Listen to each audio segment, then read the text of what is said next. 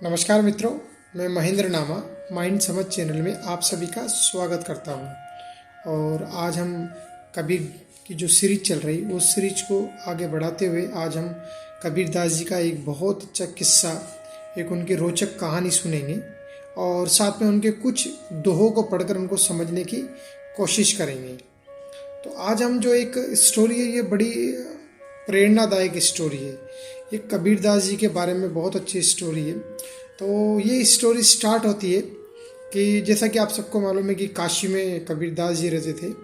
तो एक बार क्या होता है, एक बहुत महापंडित, बहुत विद्वान आदमी जिसने सारे ग्रंथों, सारे शास्त्रों को मतलब अध्ययन किया हुआ है और स्वयं माँ सरस्वती ने उनको आशीर्वाद देकर भेजा है कि तुझे जितने भी ग्रंथ हैं उन सब के बारे में तुझसे ज़्यादा किसी भी व्यक्ति को उसकी जानकारी नहीं होगी, या कि उसके बारे में तुमको शास्त्रार्थ में कोई भी नहीं हरा सकता, वेदों के ऊपर और उपनिषदों के ऊपर और जो भी हिंदू धर्म के ग्रंथ हैं उनमें। तो वो जो व्यक्ति था उसका नाम था पद्मनाभ।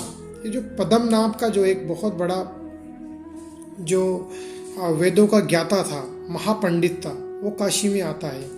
और वो काशी में जो काशी के जितने भी पंडित और पुरोहित जो भी लोग होते, जो भी वहाँ के जो धर्म को जानने वाले लोग होते, सबसे शास्त्रार्थ करके उनको हराना चाहता है ताकि वो अपना वर्चस्व कायम कर सके कि भाई शास्त्रार्थ की सबसे ज़्यादा जानकारी मुझको है, तो मुझसे बड़ा कोई नहीं है। तो जैसे ही वो आदमी जब काशी में आता है तो लोगों को मालूम पड़ता है, तो सारे लोग जितने भी जो पंडित वगैरह होते हैं, पुरोहित होते हैं, जो भी धर्म को जानने वाले होते हैं, सब में एक डर हो जाता है कि ये व्यक्ति आ रहा है और इस व्यक्ति से तो कोई शास्त्रार्थ नहीं कर सकता, क्योंकि जो भी करेगा उसको ये हरा देगा, तो ये तो पूरी काशी की हार हो जाएगी। तो अब क्या करें? तो इसको करने के लिए फिर कि कौन उस व्यक्ति से, जो पद्मनाभ नाम का जो व्यक्ति, उसके साथ में शास्त्रार्थ करे। तो सब लोग डर जाते हैं। तो फिर बाद में जो उनमें से कोई जो उनका विद्वान होता है वो बोलता है कि नहीं, हम इसको कबीर के साथ में इसका शास्त्रार्थ कराते हैं, क्योंकि कबीर एक ऐसे व्यक्ति हैं कि जो इनको तर्क में हरा सकते हैं। मगर कबीर को किसी से भी किसी तरह का शास्त्रार्थ नहीं करना है, और वो बिल्कुल ही अहंकार जिनके अंदर शून्य है वही कबीर है। तो जो पद्मनाभ चुनाव का आदमी था, उस आदमी को बताया जाता है कि आपके साथ में जो धार्मिक चर्चा होगी वो कबीर नाम के एक व्यक्ति के साथ होगी कि वो जुलाहा है। तो उसे ताजुब होता है कि जुलाहा है, मतलब साधारण व्यक्ति है। और तो वो एग्री करता है, ओके, कि अगर आपने इस कबीर को हरा दिया तो समझ लीजिए कि आपने पूरा जो काशी है उसी पर विजय पा ली, कि आपसे बड़ा कोई भी पंडित या कोई भी जो धर्म को जानने वाला इस काशी में नहीं होगा अगर आपने इनको हरा दिया तो। अब कबीर दास जी को सारे लोग मनाने के लिए आते हैं कि आप काशी की इज्जत रखिए और ये जो पद्मनाभ के जो महापंडित हैं उनके साथ में आप धर्म के बारे में चर्चा कीजिए और सवाल पूछिए, या फिर वो जो सवाल पूछते हैं उनका जवाब दीजिए, ऐसा करके। कबीर दास जी बोलते कि मैं तो अनपढ़ आदमी, मैं क्या जानूँ, मुझे तो कुछ ऐसा धर्म के बारे में ये भी नहीं है, न मैंने कोई वेद पढ़ा है, न कुछ पढ़ा है, मैंने कुछ भी नहीं पढ़ा, तो फिर मैं क्या उसे शास्त्रार्थ करूँ। क्योंकि वो अहंकार शून्य व्यक्ति कबीर दास जी हैं, उनके मन में किसी भी प्रकार का अहंकार नहीं, न तो उनको किसी को हराने की इच्छा है, न उनको किसी से धर्म के बारे में चर्चा करने की इस इच्छा है। फिर भी उन लोगों की जब बात उनको मनाते तो कबीर दास जी मान जाते हैं और उन दोनों का एक जगह पर शास्त्रार्थ कराने की घोषणा की जाती है। और जब वो पंडित आता है तो बातचीत करता है तो उससे पता लगता है कि पंडित जो कबीर जी हैं वो तो बिल्कुल अनपढ़ है, उन्होंने तो कभी भी मतलब एक अक्षर भी नहीं पढ़ा। तो वो बोलता है कि यार ये तो अनपढ़ है, अभी क्या करें, इनके साथ में कैसे क्या करें। तो अब वो जो व्यक्ति होता है वो बोलता है कि मैं तो इतना विद्वान आदमी हूँ और आप अनपढ़ आदमी, अगर आपका कोई सवाल है तो आप मुझसे पूछ सकते हैं। तो बोलता है कि देखो मेरा तो कोई सवाल है नहीं, क्योंकि मुझे तो न तो किसी से कुछ जानने की ज़रूरत है, जो जाना है मेरा अपना है, तो मुझे कभी किसी से कोई प्रश्न ही नहीं है मेरे अंदर, सारे प्रश्न मेरे समाप्त हो गए हैं, अब मेरे जीवन में कोई प्रश्न नहीं बचा। तो ये उठता ही नहीं कि मैं आपसे कोई प्रश्न पूछूं, आपका अगर कोई प्रश्न हो तो आप पूछिए।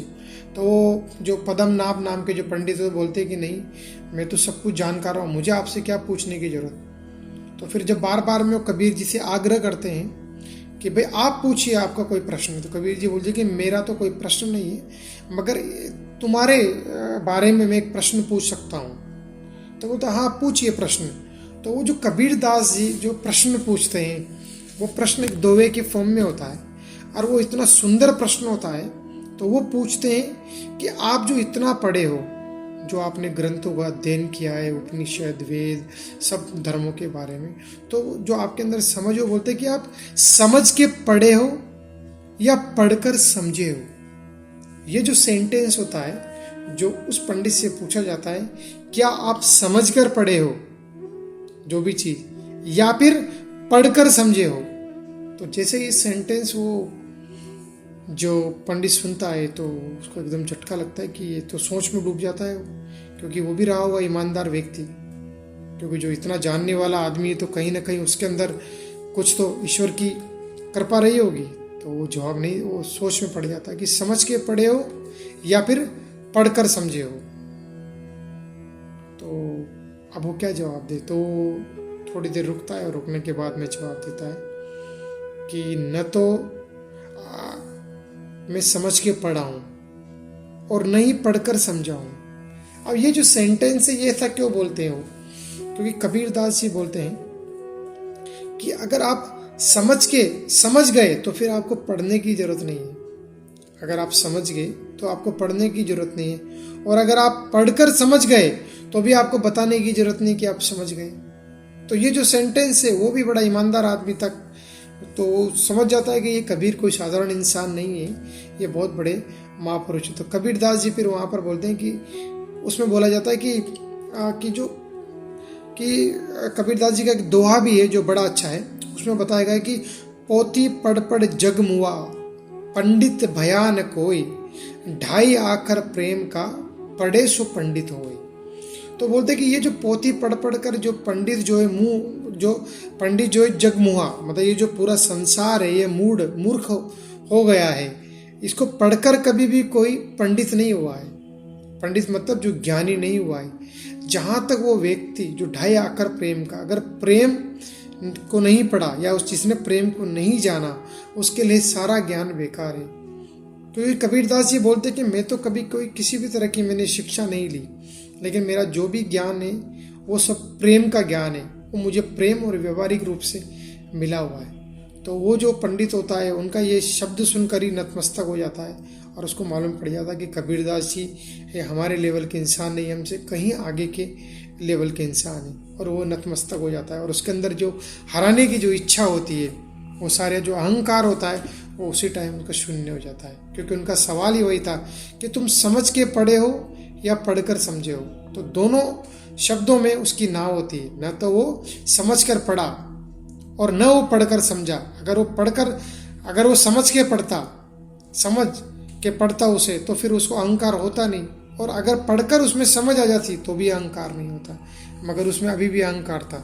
तो जब कबीरदास जी से उसका वार्तालाप होता है तो उसी क्षण उसका अहंकार शून्य हो जाता है। तो ये एक स्टोरी थी कबीरदास जी की, जो कि उस पद्मनाभ नाम के जो महापंडित के साथ में उनके जो शास्त्रार्थ पे चर्चा हुई थी। तो बड़ी सुंदर बात है, कबीरदास जी की हर चीज़, एक उनका शब्द ही मतलब हजारों किताबों के बराबर है। उनका जो एक एक शब्द है पूरी तरह से व्यवहारिक है।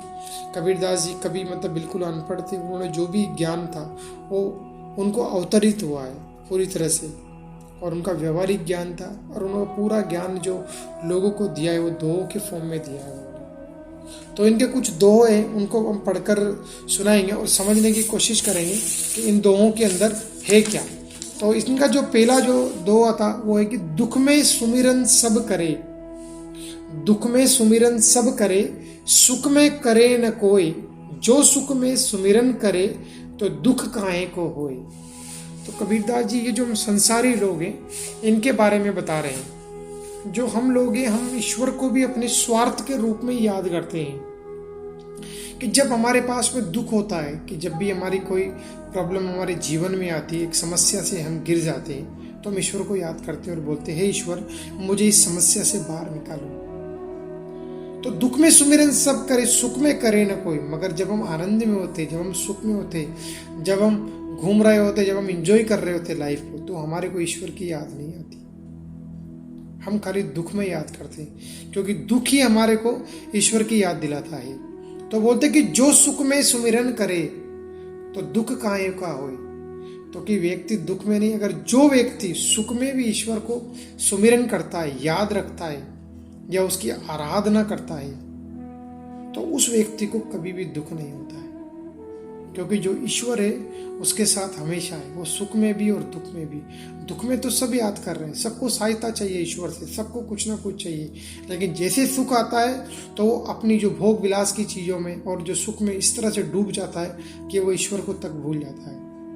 तो कबीरदास जी ने इसी दोहे के अंदर यही समझाने की कोशिश की है कि दुख में सुमिरन सब करे, सुख में करे न कोई, जो सुख में सुमिरन करे दुख काहे का। तो ये बड़ा अच्छा दोहा था कबीरदास जी का। इसके बाद में जो उनका दूसरा दोहा है, उन्होंने ईश्वर से कोई भी चीज मांगी है तो उन्होंने क्या कि एक लिमिट में वो चीज मांगी है, कि जो हम लालची लोग होते हैं, हम हमेशा हमारे को और चाहिए, हमें हमेशा हमारे को अधिक चाहिए, हमको अधिक पैसा चाहिए, अधिक खाना चाहिए, अधिक भोग विलास की चीज़ें चाहिए, सब कुछ अधिक चाहिए, ये हमारा मन कभी नहीं भरता। तो कबीरदास जी प्रार्थना कर रहे हैं ईश्वर से। क्या प्रार्थना कर रहे हैं? वो बोल रहे कि साई इतना दीजिए जामे कुटुंब संभाए, मैं भी भूखा ना रहूं साधु न भूखा जाए। तो बड़ा अच्छी प्रार्थना ईश्वर से इस दोहे के माध्यम से बोल रहे कि साई इतना दीजिए। साई इतना दीजिए मतलब हे ईश्वर, मुझे खाली जो भी सांसारिक चीजें हैं, ये जीवन यापन करने की जितनी भी चीजें, खाली वो इतनी दीजिए जामे कुटुंब समाए, कि जो पैसा इतना दीजिए और जो इतना ही दीजिए जिसमें मेरा कुटुंब समाए, मतलब जो मेरा परिवार है उसका लालन पालन मैं कर सकूं, उससे ज्यादा मेरे को ना दीजिए। मैं भी भूखा ना रहूं, कि आप इतना दीजिए कि कम से कम मैं भूखा ना रहूं और मेरे कुटुंब के साथ, मेरे परिवार के साथ मैं रह सकूं। और उसमें भी वो बोल रहे कि मैं भी भूखा ना रहूं साधु न भूखा जाए, कि अगर कभी मेरे घर कोई साधु मतलब कोई सज्जन व्यक्ति, कोई ईश्वर का व्यक्ति, कोई जो प्रेमी व्यक्ति जो भी मेरे घर आए, जो भी साधु मेरे घर आए, वो मेरे घर से भूखा न जाए, कि मेरे पास इतना हो कि मैं उसको एक टाइम का खाना खिला सकूं। तो हे ईश्वर, मुझे खाली इतना दीजिए और मुझे किसी चीज़ की जरूरत नहीं। तो इससे बड़ी प्रार्थना क्या हो सकती है? इस प्रार्थना के अंदर ईश्वर से मांग भी रहे हैं, लेकिन ईश्वर से हम कितना मांग रहे हैं, जितने में ये जो शरीर है हमारा, ये शरीर और परिवार चल सके। यहाँ पर इच्छाएं तो अनंत है, हमारी जो वासनाएं और इच्छाओं का कोई अंत नहीं है। आप एक इच्छा के बारे में ईश्वर से मांगे, आपकी 1000 इच्छाएं ऑटोमेटिक पैदा हो जाएगी। लेकिन यहाँ पर कबीरदास जी की जो प्रार्थना है जो ईश्वर से, वो यही प्रार्थना है कि साईं इतना दीजिए जामे कुटुंब समाए, मैं भी भूखा ना रहूं साधु न भूखा जाए। तो यह वाला जो उनका दोहा था, बड़ा अच्छा दोहा है, प्रार्थना की फॉर्म में है, जो ईश्वर से प्रार्थना कर रहे हैं। उसके बाद में जो आगे वाला जो दोहा है वो बड़ा सुंदर दोहा है। बोल रहे कि जात न पूछो साधु की, पूछ लीजिए ज्ञान। जात न पूछो साधु की, पूछ लीजिए ज्ञान। मोल करो तलवार का, म्यान पड़ी रहन दो म्यान।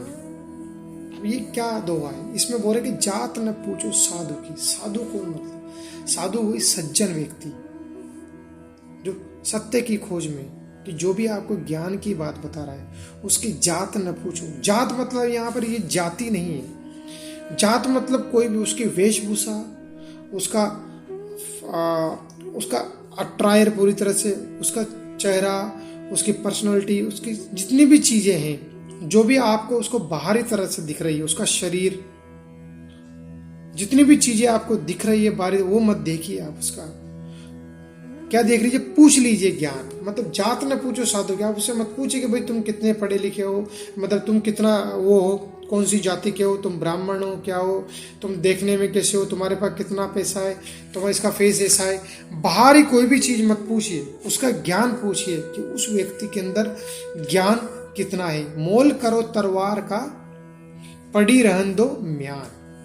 अब जो है तलवार और म्यान, आपको मालूम है सोड जो होती है तलवार, वो म्यान के साथ में आती है। तो कबीरदास जी बोले कि भाई जो तलवार है वो इम्पोर्टेंट है, म्यान इम्पोर्टेंट नहीं, वो जो तलवार, उस म्यान के अंदर जो तलवार है वो इम्पोर्टेंट है। वो जो म्यान है वो तो खाली उसका कवर है, लेकिन उस कवर के अंदर जो चीज़ है तलवार, वो काम की। उसी से आप शत्रुओं से लड़ सकते हो, उसी से अपनी रक्षा कर सकते हो, उसी से दूसरों की रक्षा कर सकते हो। तो उसी तरह से जो ये हमारा आवरण है, जो शरीर है हमारा, इस शरीर की इम्पोर्टेंस नहीं है। इस शरीर के अंदर, ये म्यान रूपी जो शरीर है, इसके अंदर जो तलवार है, तलवार कौन? जो आत्मा, जो परमात्मा बैठा हुआ, उसकी वैल्यू है। तो इस शरीर को तो रहने दीजिए, उसको जो आपके अंदर जो आत्मा है उसको आप पहचानिए, और उसका मोल है। इस शरीर का कोई मोल नहीं। पड़ी रहन दो म्यान, मोल करो तलवार का। तो जब भी आप किसी सज्जन व्यक्ति से मिलो, तो वो कितना बड़ा है, कितना पैसा है, कौन सी जाति का है, कौन से कपड़े पहन रखे हैं, कहाँ से आए, ये सब चीज़ इम्पोर्टेंट नहीं। वो जो ज्ञान दे रहा है, जो उसके अंदर से आ रहा है, वो इम्पोर्टेंट है। तो कबीरदास जी ने इसी माध्यम से हमारे को साधु की पहचान भी बताई कि साधु की पहचान उसके वस्त्रों से, उसके अट्रायर से, उसके पैसों से, उसकी किसी भी चीज़ से नहीं है। जो बाहरी चीज़ है किसी से भी उसका नहीं है, उसके अंदर जो ज्ञान है उसी से उसकी पहचान है।